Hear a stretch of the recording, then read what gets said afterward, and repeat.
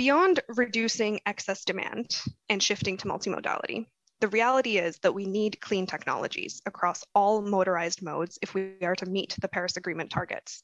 This includes private vehicles, buses, delivery vans, ships alike. Often the discussion around electrification centers around private electric vehicles. Electrification of all our private vehicles without the behavioral changes that I described would do nothing to solve the congestion, safety, space, and equity issues that car dependence presents. So they are a very important tool, but not one that should suggest that we can continue as is and hope that electrification solves everything. Further development is especially needed in our long distance and heavy duty vehicles, given the magnitude of the road freight sector and the flexibility that this mode provides. We know that it will remain a key method of goods delivery in the future, but it is responsible for 2/3 of freight CO2 emissions and is a growing share under our current trajectory. So cleaner fuels and vehicle technologies are imperative. But we shouldn't fool ourselves about how difficult it will be to shift the transport sector away from fossil fuels and primarily oil. Back when the IEA started as an organization, shortly after the first oil crisis in the 1970s, transport and final energy use sort of relied for oil for about 94% of final energy. Today, that figure is only around 92%, so we've come a mere 2 percentage points down from 1973. To diversify also the fuels or the energy carriers that are providing energy to the transport fuel mix will be a massive undertaking, requires a lot of investment, and of course it requires removing fossil fuel subsidies and taxing the use of fossil fuels in a way that also takes into account their societal and environmental impacts. The opportunity that we see together with our partners is that you can reduce the CO2 emissions by at least 50% already by 2030. It will require deep and broad partnerships across the extended ecosystem, and for instance, allow us then to make the CO2 emissions, the footprint, visible to consumers. So we need to be able to highlight between goods being produced in a factory, transported across the value chain, the supply chain, to eventually ending up in a shop, what is the CO2 footprint of that product? And if we can make that visible to consumers, that should raise the awareness, the consciousness, and hopefully also the action by consumers. We're working together with Ian Ride, Telia, and freight forwarder Schenker in Sweden on an all-electric autonomous transport system, which has been a really interesting experiment where we have looked at optimizing the uptime of a truck, optimizing logistics flows and routes so that you can really increase the productivity of your fleet. And by doing it with electric vehicles, we've seen a 90% reduction in CO2 emissions and an elimination of nitrogen oxide. I mean, already today, all our solutions, all our vehicles can run on alternatives to diesel, but of course that's not enough. The solutions of the future will be electric, and we need to develop those technologies. By 2025, we aim at having 10% of our total volumes being electric.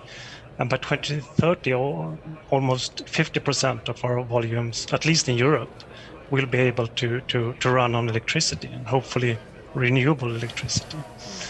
And I think it's all about adoption now.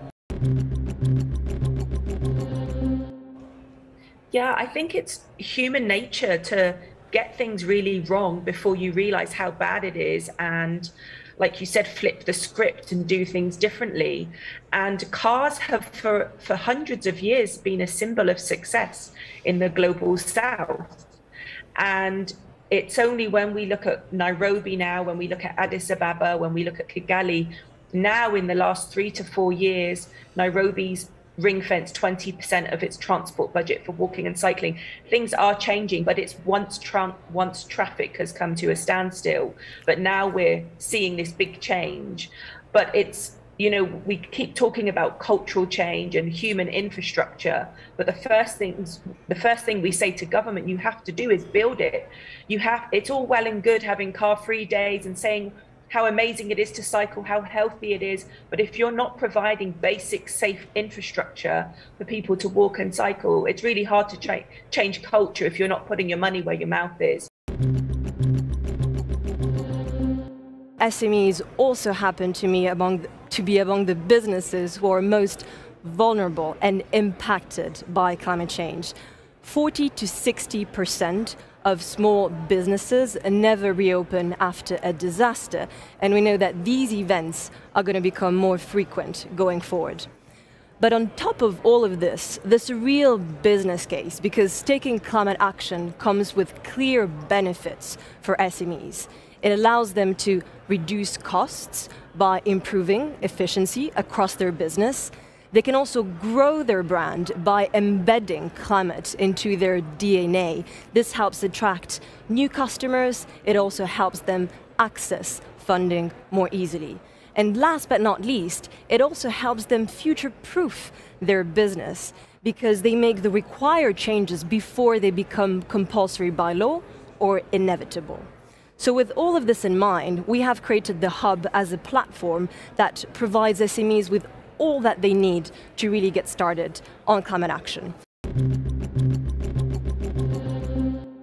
Negative emissions will not solve the climate crisis, but they will be necessary to reach net zero.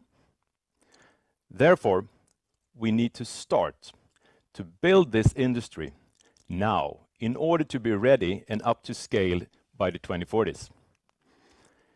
So to contribute to reaching the goals of the Paris Agreement, every company, in parallel with their reducing of fossil emissions, should also identify its residual emissions, what will most likely be there also approaching 2050.